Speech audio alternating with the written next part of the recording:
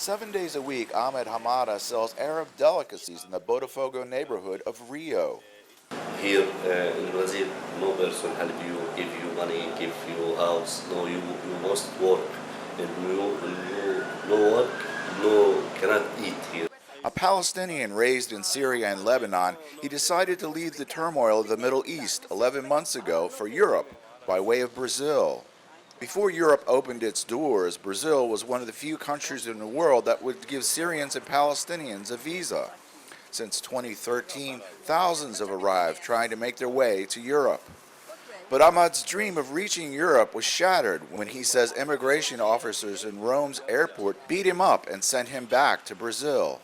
I wake up in the plane with 4 police Italia, and my hand is have this and my leg.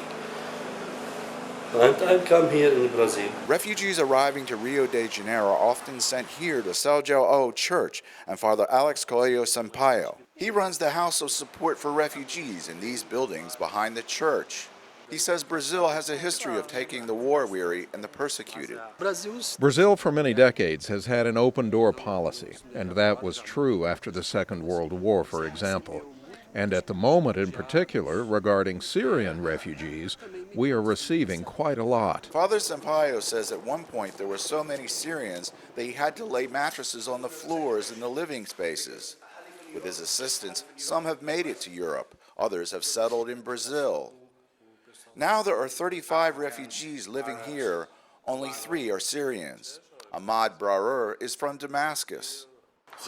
I would love to go to Europe, Britain, a country that is democratic. Everybody is equal, not discrimination between black, white, stranger, or native. They respect everybody. For now, Ahmad Hamada is content to stay in Brazil. He makes enough money to support himself, and he has friends. Swicord, VOA News, Rio de Janeiro.